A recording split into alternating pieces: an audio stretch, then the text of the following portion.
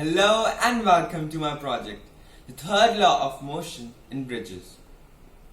Bridges, these magnificent feats of engineering, connect communities and facilitate progress. However, beneath their beauty lies a grave issue: instability and collapses that often lead to tragic consequences. In many cases, these failures result in the loss of lives and disrupt the very foundations of society.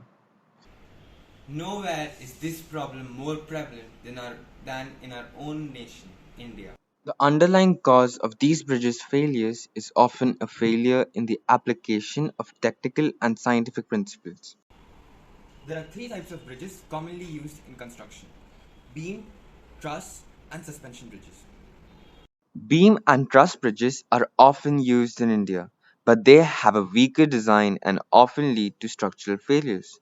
Suspension bridges, on the other hand, stand out as the strongest design. This strength can be attributed to their application of Newton's third law of motion. This law states that for every action, there is an equal and opposite reaction.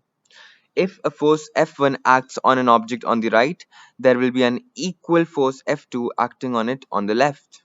Let's see how this law translates to these bridges using my homemade model. I first took some cardboard, which would become the base of the bridges. The straws would make the structure, and the bucket would make the weight holder. Marbles have been used as weights. One by one, I put the straws together with the base to make the three types of bridges. Beam, truss, and suspension. Now it's time to test them. I'll suspend this bucket from the bottom of each bridge and I'll keep adding marbles until they break to check their strength. First up, we have the simplest beam bridge. I have my setup ready and now I'm going to add marbles. 30, 31 and 32. You can see that the bridge has severely bended on 32 marbles and it cannot be used. Now that this bridge has broken, next up we have the truss bridge. Now I'll start adding marbles to the bucket from the previous experiment. 40, 41, 42, and you can see that the bridge has collapsed at 42 marbles. Lastly, we have the suspension bridge. Now here's the bucket from the last experiment with 41 marbles. Now I'll add more marbles to it. 55, 56, 57.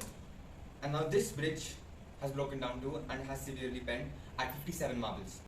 We observe that the beam bridge breaks at 32 marbles, the truss at 42 and the suspension at 57. But why? In a beam bridge, the upper parts undergo compression and the bottom parts undergo tension. When a force or load exerts a downward force, the beam exerts an equal and opposite reaction. However, the weight distribution is very weak.